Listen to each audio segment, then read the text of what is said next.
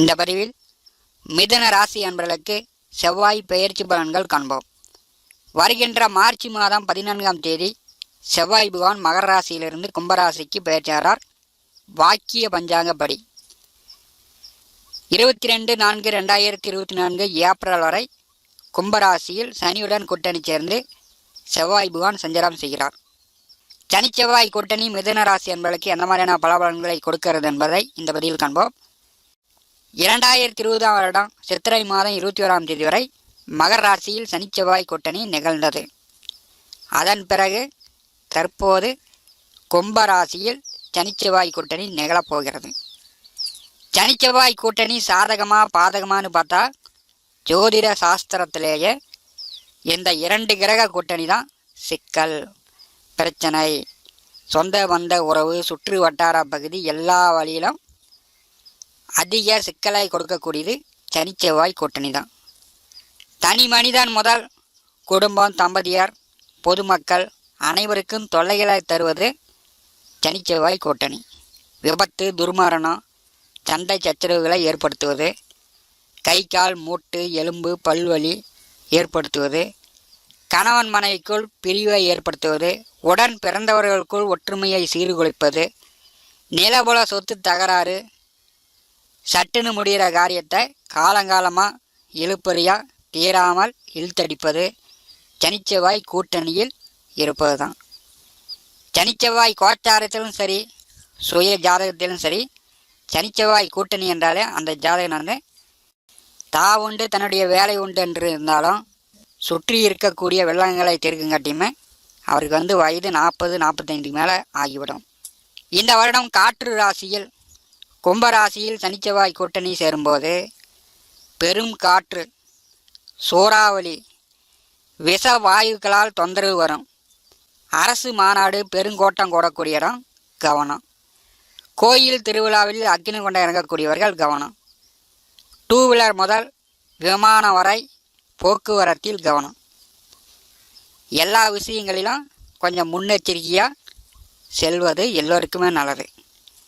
சனிச்செவ்வாய் கூட்டணி என்றாலே சங்கடம். அந்த சங்கடத்தை இயற்கையாக கொடுக்கக்கூடிய சங்கடத்தை யாராலுமே தீர்க்க முடியாது. மிதுன ராசிக்கு 9ஆம் இடமான பாக்கியத்திலே சனிச்செவ்வாய் கூட்டணி நிகழ்கிறது.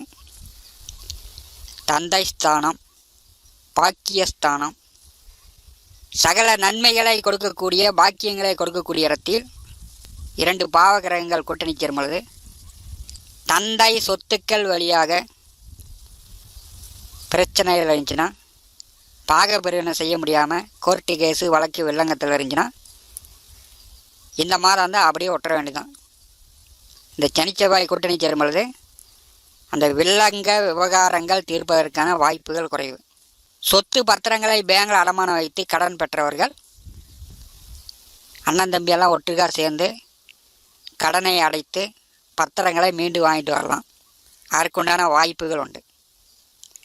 முதல் 15 நாட்கள் செவ்வாய் பகவான் தன்னுடைய சுய நட்சத்திரத்தில் சஞ்சாரம் செய்கிறார். முதல் 15 நாட்கள் சுக்கிர பகவானும் பாக்கியத்திலே கூட்டணி சேர்ந்து சஞ்சாரம் செய்கிறார். ஒரு சிலர் வந்து தந்தையை விட்டு பிரிந்து வெளியூர், வெளியிடம், வெளிநாடு சார்ந்த வேலை தொழிலுக்கு செல்லலாம். தொழில் சார்ந்து, வேலை சார்ந்து சில பிரிவுகள் வரும். தந்தைக்கு வேண்டாத விஷயங்களை செய்து தந்தையிடம் கெட்ட பேர் வாங்கக்கூடிய நிலையும் சில பேருக்கு அமைந்துவிடும். 6க்கும் 11ஆம் வீட்டிற்கும் அதிபதியானவர் பாக்கியத்திலே சஞ்சாரம் செய்யும் பொழுது நீங்கள் எடுத்த காரியம், தொட்ட காரியம் தாமதப்படும் அல்லது உங்களுக்கு எதிராக போகிறதுக்கான வாய்ப்பு உண்டு. செவ்வாய் பகவான் 7ஆம் இடம், 8ஆம் இடம், 9ஆம் இடம் ஒரு 6 மாத காலமாகவே மிதுன ராசிக்கு செவ்வாய் பகவானுடைய நிலை சாதகமில்லாமலே வருகிறது. மே மாதம் 6ஆம் தேதி வரை உங்கள் ராசிநாதன் புதன் நேச நிலையில் சஞ்சாரம் செய்கிறார். பங்குனி மாதம் குருவுடன் புதன் கூட்டணி சேர்ந்திருக்கும் பொழுது உங்களுடைய எண்ணம், உங்களுடைய ஆசை வெற்றி பெறலாம். உபஜயஸ்தானத்திலே குருவும் புதனும் கூட்டணி சேர்ந்திருக்கும் பொழுது சுப காரியங்கள் செய்யலாம். திருமண வயதில் உள்ளவர்கள் வரன் பார்த்தா வரன் செட் ஆகும். சுப காரியங்கள் தைரியமாக முடிவெடுத்து செய்யலாம். பங்குனி மாதம் 15ஆம் தேதி வரை செவ்வாய், சுக்கிரன், சனி 3 கிரகங்கள் 9ஆம் வீட்டில் சஞ்சாரம் செய்யும் பொழுது முதல் 15 நாட்கள் உங்களுக்கு அற்புதமாக இருக்கும். சகல நன்மைகளும் கொடுக்கலாம். பங்குனி 15ஆம் தேதிக்கு பிறகு மாதம் பிற்பாதி சனி செவ்வாய் 2 கிரகங்களும் ராகுவின் நட்சத்திரத்தில் சஞ்சாரம் செய்வார்கள். ராசி அதிபதி புதன் ராகுவை நெருங்கி சஞ்சாரம் செய்வார். விஷ கிருமிகளால் தொந்தரவுகள் வரும். ராகு என்றாலே கருநாக பாம்பு. ராகுவுடன் புதன் கூட்டணி சேரும் பொழுது நீங்கள் புத்திசாலித்தனமாக நடந்துக்கணும். புத்தியை குழப்பம். ஒரு தடவைக்கு பல தடவை யோசிக்கணும். எடுத்தேன் கவிழ்த்தேன் அப்படின்னு எந்த முடிவும் எடுக்கக்கூடாது. கோர்ட்டு கேஸ் விஷயமாக இருந்தாலும் சரி, வேலை தொழில் விஷயமாக இருந்தாலும் சரி, செய்கின்ற காரியங்கள் எல்லா விஷயத்திலும் ஒரு தடவைக்கு பல தடவை யோசித்த பிறகுதான் மிதுன ராசி என்பர்கள் முடிவெடுக்க வேண்டும். சனி செவ்வாய் குரு 3 கிரக பார்வை முயற்சி ஸ்தானமான 3ஆம் வீட்டிற்கு விழுகிறது. தம்பி தங்கை உடன் பிறந்தவரிடம் கொஞ்சம் கருத்து வேறுபாடு இல்லாமல் பார்த்துக்கணும். 3 கிரகங்கள் 3ஆம் வீட்டை பாரி செய்யும் பொழுது தைரியம் வீரியம் மேம்படும். தைரியமாக எதை வேணாலும் சாதிக்கலாம் அப்படின்னு ஏதோ ஒன்று செய்வீங்க. அது உங்களுக்கு பாதகமாக போயிடும். கொஞ்சம் கவனமாக இருக்கணும். செவ்வாய் பகவானுடைய 8ஆம் பார்வை 4ஆம் இடமான சுகஸ்தானத்தின் மேல் விழுகிறது. அங்கே கேது பகவான் அமர்ந்திருக்கிறார். கிராமப்புறங்களில் இருக்கக்கூடியவர்கள் வாய்க்கா வரப்புகளில் செல்லும் பொழுது இரவு நேரம் கவனமாக செல்லணும். விஷக்கடி தொந்தரவுகள் வருவதற்கான வாய்ப்புகள் உண்டு. உங்களுக்கோ உங்கள் குடும்ப நபர்களுக்கோ செவ்வாய் பகவான் பார்வையில் கேது பகவான் அமர்ந்திருக்கிறார். தன்னுடைய ராசி அதிபதி புதனும் ராகுவுடன் நெருங்கி சஞ்சாரம் செய்வார். பங்குனி மாதம் பிற்பாதி கிராமப்புறங்களில் இருக்கக்கூடியவர்கள் வாய்க்கா வரப்புகளில் செல்லும் பொழுது கொஞ்சம் கவனமாக செல்லணும். விஷக்கடி தொந்தரவுகள் வருவதற்கான வாய்ப்புகள் உண்டு.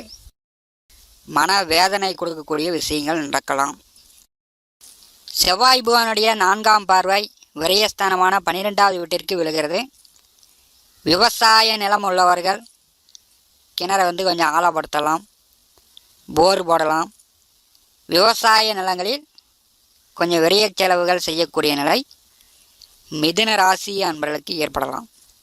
அல்லது குலதெய்வ கோயில் வழிபாடு, கோயில் காரியங்களுக்காக கொஞ்சம் செலவுகள் செய்யக்கூடிய நிலையும் பங்குனி மாதம் பிற்பாதி மிதுன ராசி அன்பர்களுக்கு காட்டுகிறது. செவ்வாய் சனி 2 கிரகங்கள் 9ஆம் இடமான பாக்கியத்திலே சஞ்சாரம் செய்யும் பொழுது தந்தை பெற்ற கடனை மிதுன ராசி அன்பர்கள் பங்குனி மாதம் பிற்பாதி அடைப்பதற்கான வாய்ப்புகளும் உண்டு.